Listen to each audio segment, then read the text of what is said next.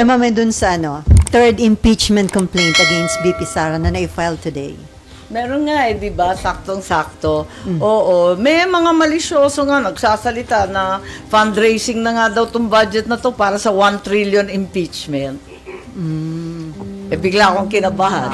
Itong budget gagamitin for the impeachment? 1 trillion daw ang inaasam-asam na lilikumin. So, ma'am, personally, may preparation ka na sakaling umakyat dito sa Senate yung impeachment? Wala. Wala akong preparation Pero kasi alam ko kung anong gagawin ko. Maraming nagpupumiglas, hindi ba? Pero para sa akin, napakalungkot, napakasama para sa ating bansa. Kadami-dami na nating problema. Hindi ba dapat tutukan na lamang yung bigas, yung mga issue ng kuryenteng sintu-sintu at napakamahal? Hindi ba dapat tutukan na lang natin ang ating mga pobreng mga sundalong hindi bibigyan ng kung ano-anong kailangan nila sa West Philippine Sea? Ang daming problema. Hindi ba dapat tutukan na lang yun? Ba't dadagdagan pa natin?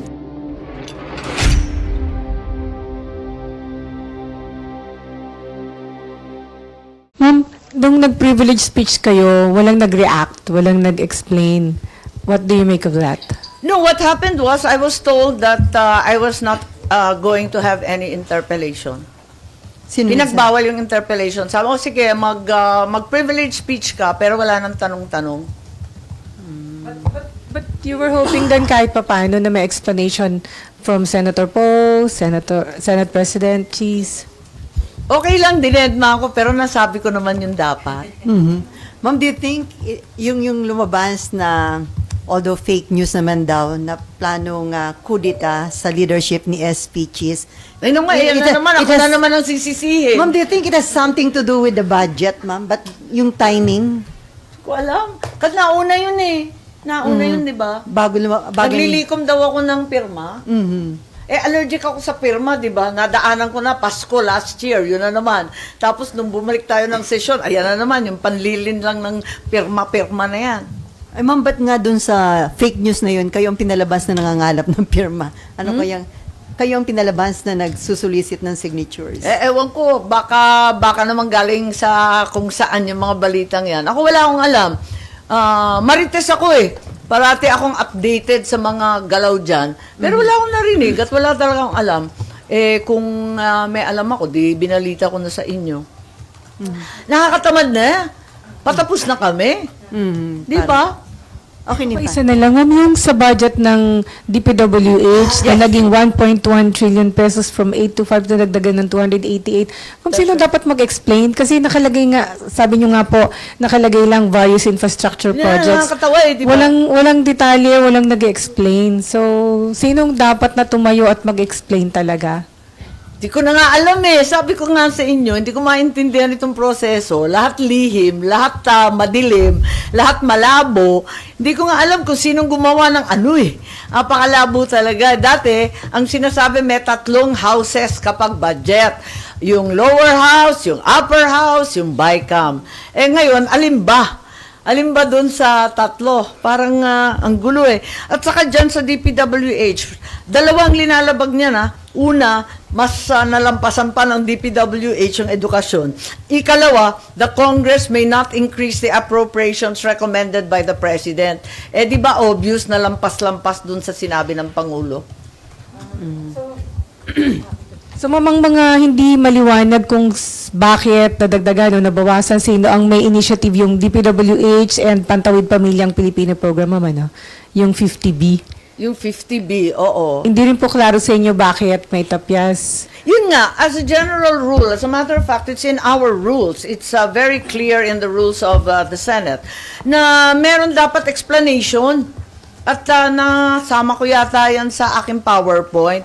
Usually, may explanation yan. O, papaltan natin to dahil mas mahalaga ito, dahil kulang na kulang ang pera rito. Maliwanag siya.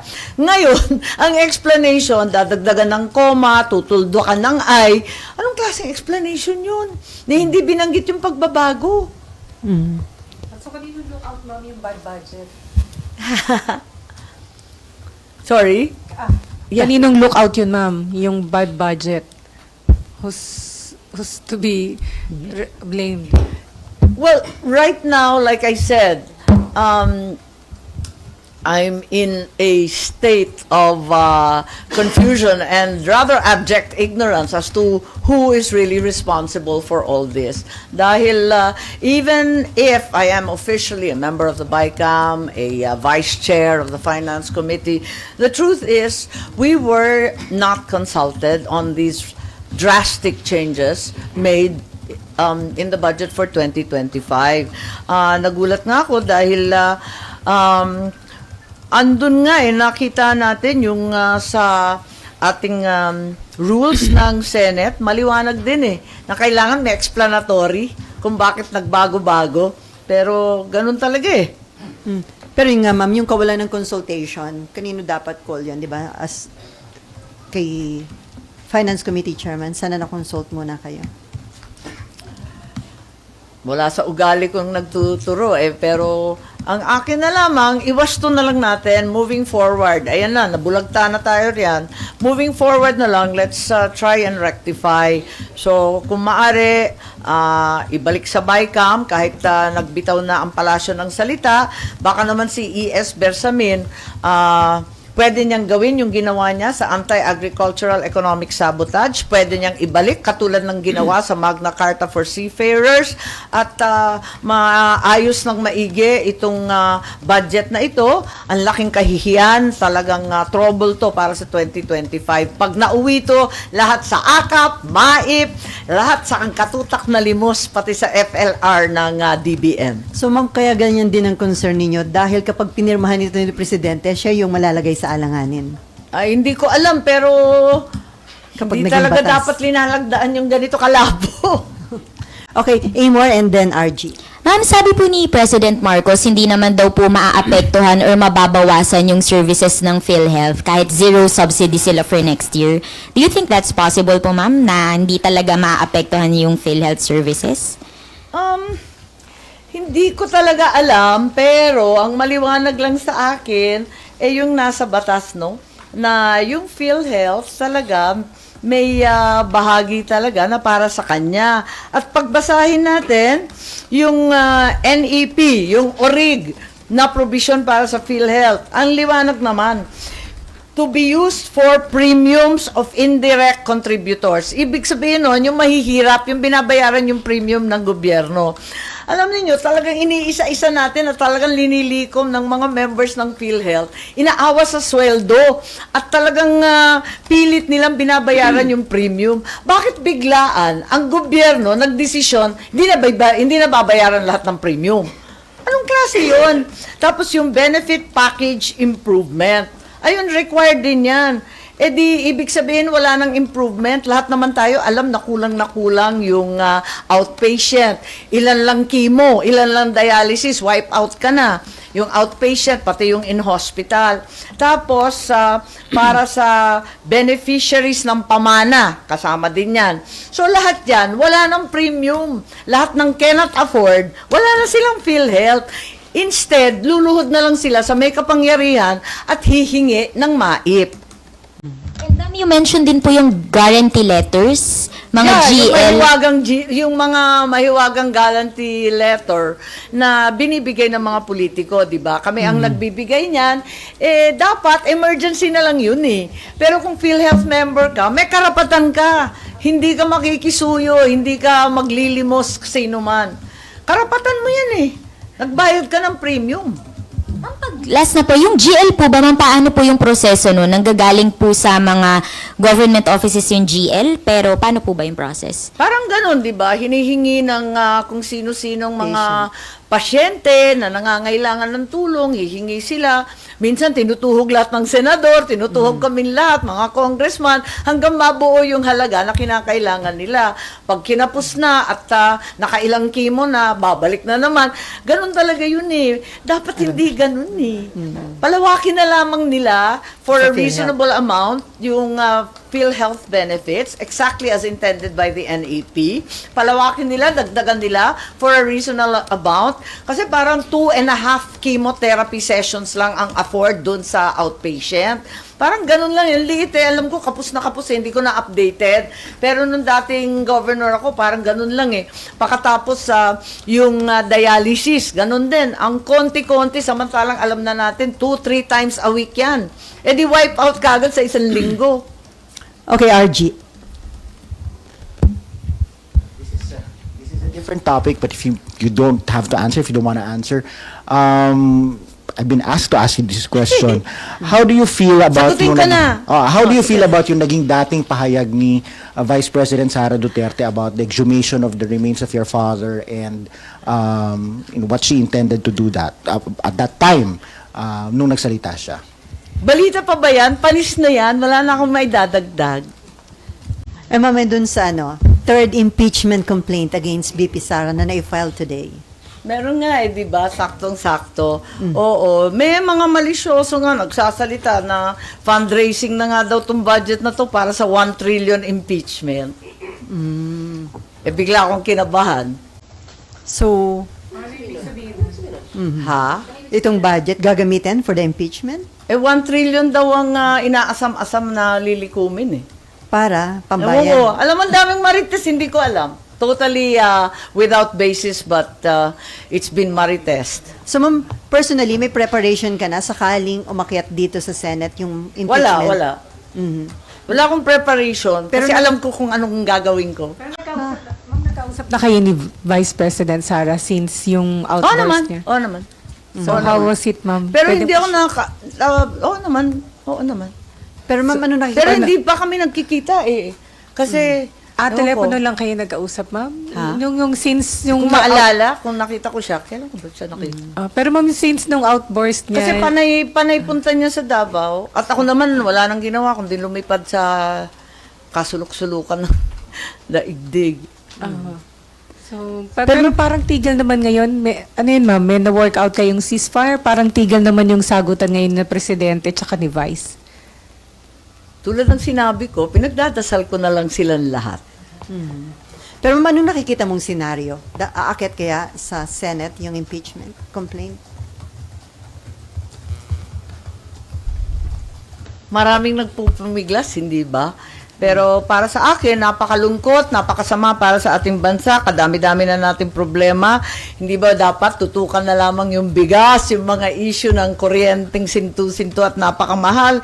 Hindi ba dapat tutukan na lang natin ang ating mga pobreng mga sundalong hindi bibigyan ng kung ano-anong kailangan nila sa West Philippine Sea? Ang daming problema. Hindi ba dapat tutukan na lang yun? Ba't dadagdagan pa natin? Ma'am, ito nga yung Fitch rating, ang sabi nila, a prolonged and fierce Marcos Duterte feud could cause fiscal and economic risks. Tama, for nabasa the ko rin yan Philippines. na talagang hindi siya maganda sa ekonomiya. Siyempre, iiwas yung mga nag-i-invest, lokal man o dayuhan, dahil walang kasiguraduhan eh. Di siyempre, kinakabahan sila mag-expand, kinakabahan sila mag-invest. Sayang eh, parang inggit na inggit ako sa Malaysia. Bilyon-bilyon na ang linagay ng Google, ng Intel, ganun din yung Thailand. Eh, bakit tayo nahuhuli? Vietnam, parang ang laki-laki na ng foreign investment nila. Although, sinasabi, may pumapasok rin dito, pero yun nga, napakalalaki ng mga IT investment sa kanila. Ang ganda eh. Pero ma'am, before may marami nagsasabi na pwedeng may mahalagang role kang gampanan dahil close ka kay BP Sara and then kapatid ka ng Pangulo. May mga appeal na mag-intervene ka para ma-address yung, at ma-prevent yung matagal at matinding bangayan between the two highest leaders of the country. Tulad ng sinabi ko, pinagdadasal ko na lang sila kasi marami yatang nambubuyo eh. So hanggang dasal na lang ma'am gagawin mo. May himala. Okay, Mayan. Ma'am, sorry, last on my part, babalik ako isa lang sa budget. Sir, ma'am, how can you be sure na pag binalik kunwari sa BICAM ay maaayos? Eh, same members lang naman yung BICAM. So, yung nagtutulak ng AKAP, andun din sila, ma'am. And Tama. for sure, di rin naman sila papayag na mawala yun po. I think for that reason, nabanggit na nga ni Pangulo na magla-line item veto siya kung ano man ang mangyari. Kaya parang dapat matauhan na yung mga nagtutulak ng akap. Sinabi na ng ating Pangulo wala yan sa NEP, wala yan sa dating budget. Bakit biglang sumulpot yan? Okay. From GMA7. Yes po, Darlene po. Darlene. Sen, first time ko kasi narinig yung sa 1 trillion na narinig nyo lang po. Follow up ko lang kung yung sinasabi Wala, ninyo na, katsismisan lang yun, na mga narinig ninyo tungkol doon sa allegedly Hindi nirelease ko nga na alam 1 trillion kung ano para yung sa trillion, impeachment. ilang bang Nakapasok zero yun sa budget? Sinasabi nila? Hindi naman ganun. Napaka-literal naman nun. So, paklarify lang po, ano po ba yung mga... Hindi, biro lang yon. Chismis lang yon. Sige. Marites lang. Marites lang. From Abangan ang susunod na kabanata. from UNTV? Okay. Check. Ma'am, magandang hapon po. Reaction lang po. Isa sa nag-express po ng apprehension si former Secretary Roque, Harry Roque, na ito daw pong AKAP, another form of social services, would be used for the sake of political agenda. Kasi nga, gaya na nabanggitin nyo, malapit na po ang eleksyon, through vote buying daw po. Marang yun yung tinitingnan. Alam mo, sa lahat ng may gusto sana nitong mga dole-outs, ng mga pagbibigay ng cash, itong mga alleged social protection, sa lahat ng may gusto niyan, ako Unang-una, re-electionist ako, di bongga sana.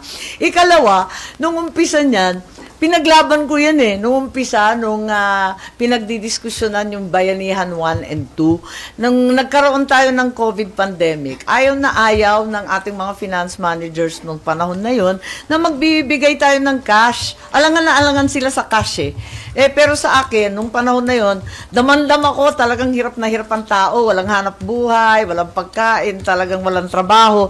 Sabi ko, pwede ba magbigay na lang ng cash? At talagang tinutulak ko siya. Kaya lang, at kasabay nun, tinulak ko rin yung sa land reform, dun sa Bayanihan 2. Kaya, ako nga yung mga promotor ng ganyan Kaya gustong-gusto ko na may ayuda. Nagulat lang ako, nagkaganito. At yun nga, nagkakaroon, sa laki ng halaga, at sa kalabuan ng alituntunin, talagang hindi mo masisisi na nagkakaduda na pampolitika. Lalo't naririnig mo yung daing na napakarami na hindi ako nakatanggap, hindi ako malakas kay mayor, kay congressman, kay kapitan, kung sino. Ayun, mas lalo ka talaga magdududa.